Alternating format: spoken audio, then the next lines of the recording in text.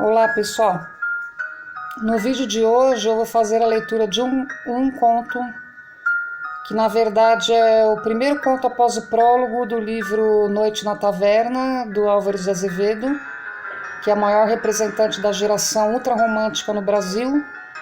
Como eu já havia falado em outro vídeo, o ultrarromantismo foi uma espécie de movimento cultural literário que aconteceu aqui no Brasil. Em Portugal também ocorreu, conhecido também como a geração do mal do século, né? Os poetas, os escritores desse período, que fazem parte da segunda geração da poesia romântica, são conhecidos também como poetas do mal do século. E por que isso? Todos eram dominados por uma visão muito pessimista da vida, por exaltarem a morte, enxergarem a morte como algo benéfico, não como algo ruim.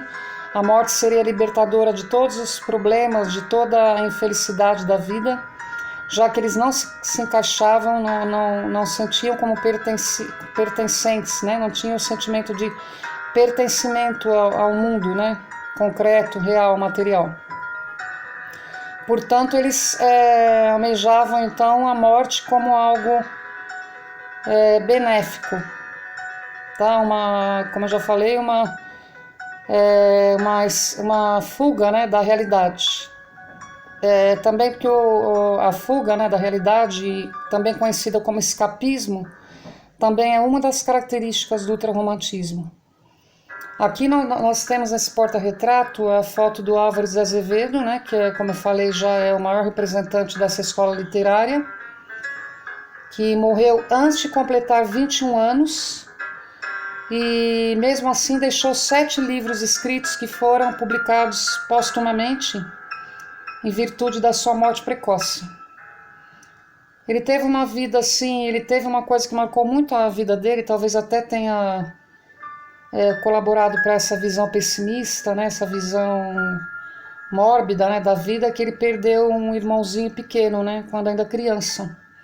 Então isso marcou e deixou ele muito triste. Ele fez faculdade de Direito, né? Ele nasceu no Rio de Janeiro e veio para São Paulo fazer a faculdade, né, de Direito.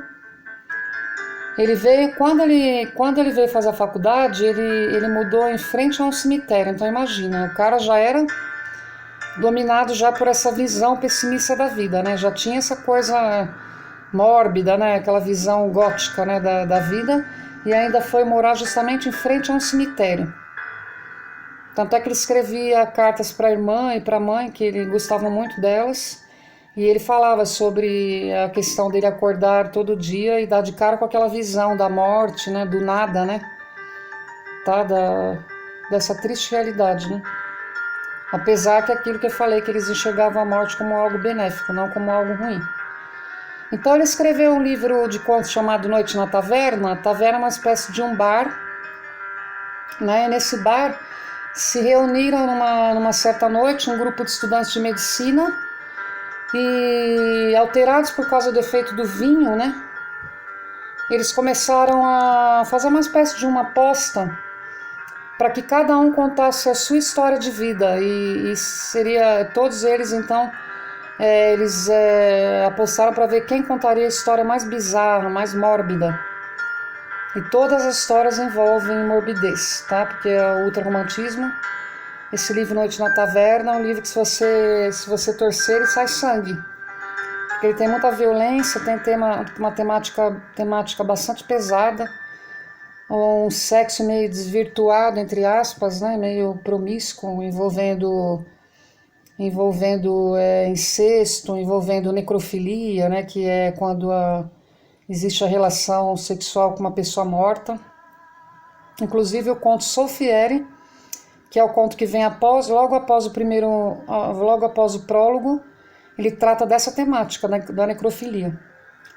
Então esse grupo de estudantes de medicina, eles estão ali alterados, como eu falei, com o efeito do vinho, um ambiente totalmente degradado, totalmente decadente, né, que é essa taverna, que é uma espécie de um bar. né, repleto de prostitutas, né, e ali aconteciam orgias, jogatinas, né, bebedeiras, também tinha mendigos ali presentes, e de certa forma, por que não dizer, né, pessoas excluídas da sociedade, né, que se encontravam nesse ambiente. E o contraditório, né, que mesmo estando nessa espécie desse ambiente, eles começam a filosofar, né, esse grupo de estudantes, e a falar sobre a vida, sobre a morte, se a vida continua após a morte ou não, tá? Eles começam a fazer esse debate, então, bastante filosófico, né? É uma linguagem bastante complexa, muito difícil de entender, tá? Então eu vou ler para vocês o conto Solfieri, porque na verdade esse livro, cada conto ele traz como título o nome do estudante que vai contar a sua história. E são nomes...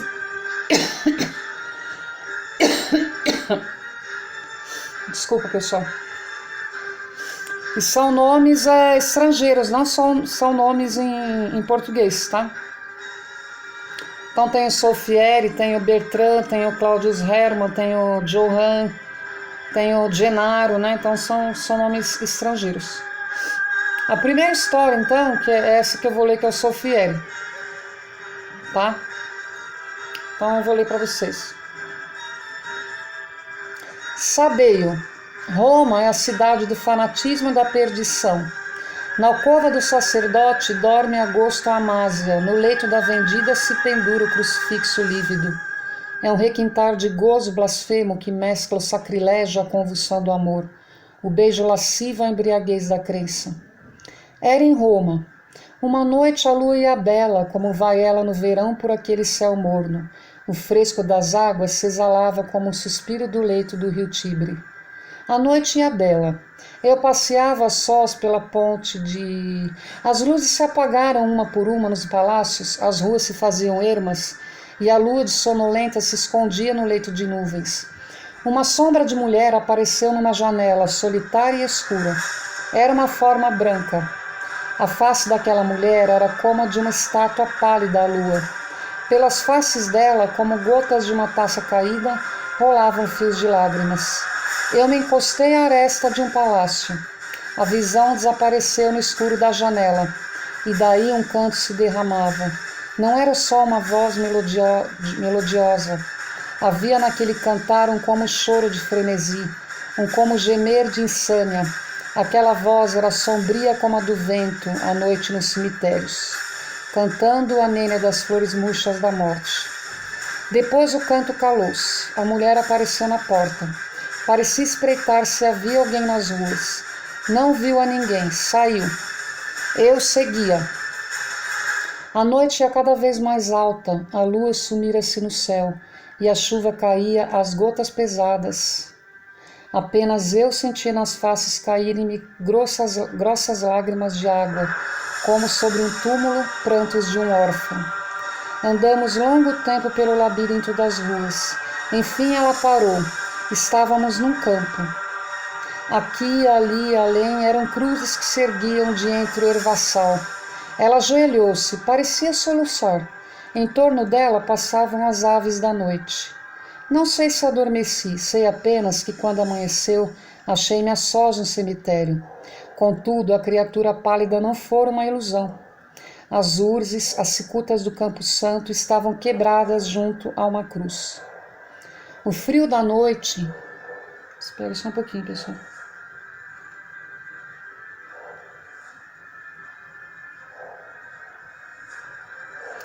O frio da noite, aquele sono dormido à chuva, causaram-me uma febre. No meu delírio passava e repassava aquela brancura de mulher. Gemiam aqueles soluços e todo aquele devaneio se perdia num canto suavíssimo. 1 ano depois voltei a Roma. Nos beijos das mulheres nada me saciava. No sono da saciedade me vinha aquela visão. Uma noite após uma orgia, eu deixara dormida no leito dela a Condessa Bárbara. Dei um último olhar àquela forma nua e adormecida com a febre nas faces e a lascívia nos lábios úmidos, gemendo ainda nos sonhos como na agonia voluptuosa do amor. Saí. Não sei se a noite era límpida ou negra, sei apenas que a cabeça me escaldava de embriaguez. As taças tinham ficado vazias na mesa. Nos lábios daquela criatura eu bebera até a última gota o vinho do deleite. Quando dei acordo de mim, estava num lugar escuro. As estrelas passavam seus raios brancos entre as vidraças de um templo. As luzes de 4 velas batiam num caixão entreaberto. Abri-o. Era o de uma moça. Aquele branco da mortalha, as grinaldas da morte na testa dela, naquela tez lívida e embaçada, o vidrento dos olhos mal apertados, era uma defunta.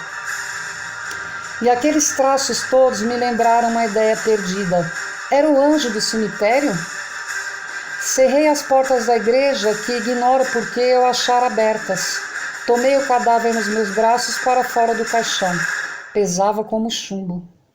Sabeis a história de Maria Stuart degolada e o algoz, do cadáver sem cabeça e o homem sem coração, como a conta Brantome?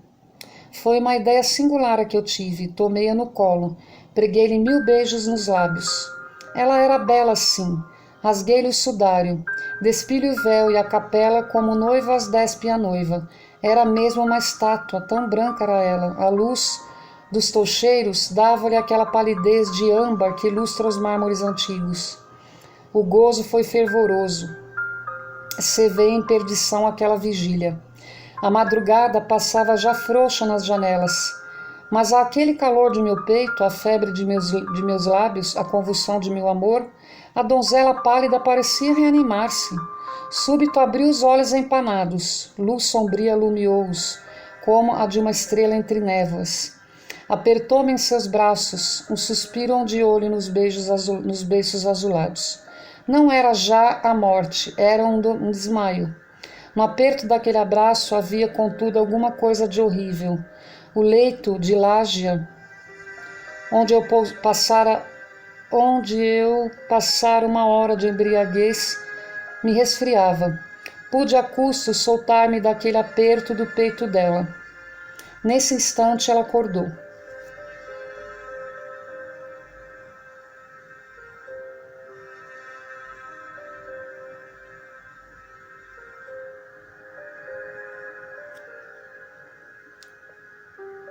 Nunca ouvistes falar da catalepsia? É um pesadelo horrível aquele que gira o acordado, que empareda no sepulcro. Sonho gelado em que sentem-se os membros tolhidos e as faces banhadas de lágrimas alheias sem poder revelar a vida. A moça revivia pouco a pouco. Ao acordar, desmaiara. Embucei-me na capa e tomei-a nos braços, coberta com seu sudário como uma criança. Ao aproximar-me da porta, topei num corpo.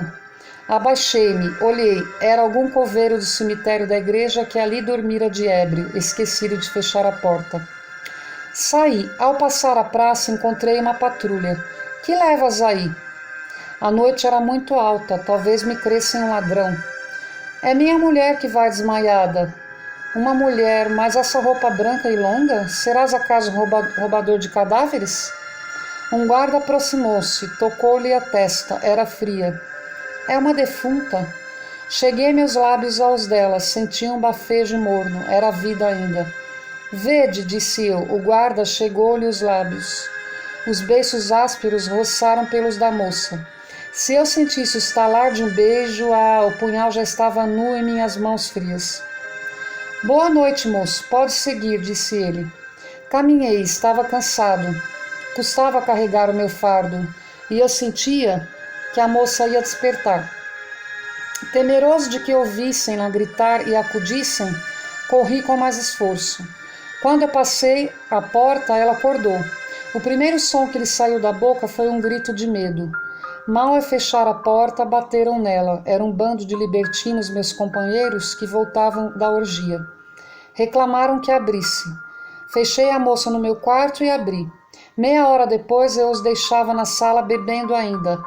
A turvação da embriaguez fez que não notassem minha ausência.